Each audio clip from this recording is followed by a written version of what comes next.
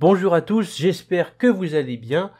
Donc voici une troisième vidéo sur MuseScore, une vidéo qui va parler de nouveaux raccourcis de clavier, ou du moins des raccourcis de clavier dont je n'ai pas parlé durant la première vidéo et qui sont, je pense, assez importants. Je remercie par ailleurs les gens qui se sont exprimés dans les commentaires et qui ont apporté un peu de leur ouvrage pour compléter ce que je disais.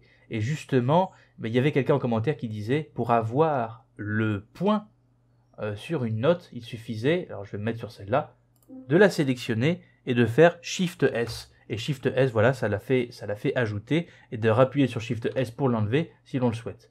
Tant que je suis dans les articulations, on va continuer. Donc Shift S pour le point, Shift N pour le tenuto, le fameux trait, n'est-ce pas? Shift O pour le marcato. Voilà. Et Shift V pour l'accent. Voilà, ce sont les 4 articulations, on va dire, basiques.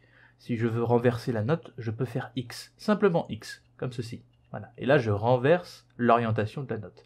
Ça, c'est assez pratique lorsqu'on a plusieurs voix sur une seule et même portée. Mais là, je vous invite à consulter la deuxième vidéo MuseScore. Voilà. Donc, ce qui va nous intéresser maintenant, c'est des raccourcis de clavier que l'on connaît moins parce qu'en fait, en vérité, dans la version à défaut de MuseScore, ils ne sont pas présents. Et donc, je vais vous inviter à aller dans Édition, puis dans Préférences, et là, nous allons pouvoir saisir nos propres raccourcis. Donc, tout ça se situe dans Raccourcis. Je suis en mode sombre, je préfère pour mes yeux, c'est préférable parce que je passe beaucoup trop de temps sur l'ordinateur. Donc, je me mets en sombre. Vous voyez qu'en clair, sinon...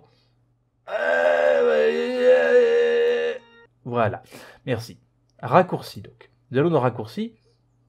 Et là, je vais chercher donc les pauses multimesures. Alors, le raccourci n'est pas présent initialement. C'est moi qui l'ai rajouté. J'ai simplement appuyé sur M. Voilà. Et donc, nous avons M pour activer ou désactiver les pauses multimesures. Vous voyez ces fameuses pauses ici de plusieurs mesures qui ne tiennent que dans une seule. C'est beaucoup plus pratique, beaucoup plus visible pour le matériel d'orchestre. J'appuie sur M. Voilà. Donc là, on se retrouve avec plein de portées vides. Et si j'appuie sur M, ça les réactive de nouveau. Et là, on a des mesures, voilà, qui sont beaucoup plus claires. Voilà, je refais. Vous voyez, là, ici, j'en avais 6. Et là, on a les 6 mises bout à bout.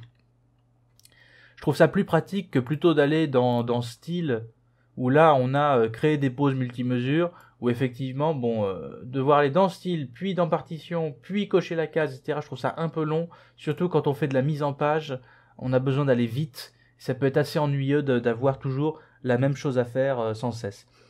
Ensuite, il y a quelque chose qui m'intéresse beaucoup, moi c'est dans Format, Étirement, et alors ça, ce sont des raccourcis que j'ai ajoutés moi-même, parce que les anciens ne fonctionnaient pas. Alors peut-être qu'ils fonctionnent sur d'autres ordinateurs, sur le vôtre par exemple. Chez moi, ils ne fonctionnaient pas, les anciens. C'était, je crois, CTRL SHIFT ALT plus crochet, enfin c'était n'importe quoi. Moi, j'ai fait quelque chose d'assez simple. C'est CTRL, et j'ajoute le pavé numérique avec le plus ou le moins pour étirer ou rétrécir.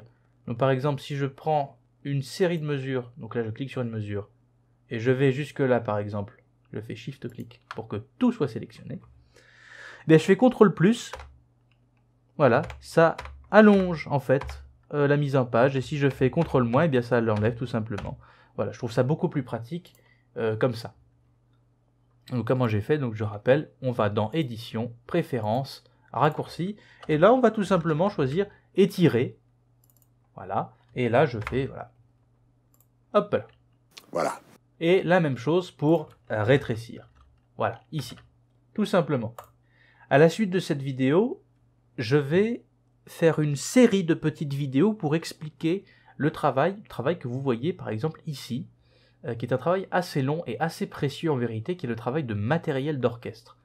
De matériel, ici en l'occurrence c'est matériel pour le corps 1 et 2 de Carmen, où en fait les matériels qui étaient disponibles sur IMSLP ne sont pas terribles du tout, et il était nécessaire pour une production d'opéra de tout mettre voilà, au propre, en Fa notamment. On verra toutes ces questions concernant le choix des sources, un choix à faire notamment pour, lorsqu'il s'agit de cuivre, trompette ou corps, de transposer ou non.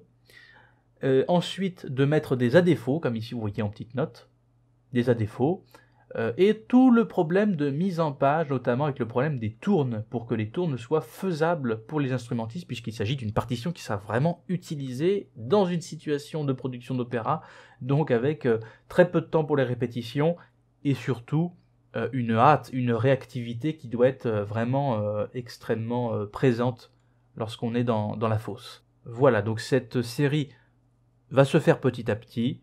Je vous souhaite la bonne journée, une excellente semaine ou un très bon été. À bientôt!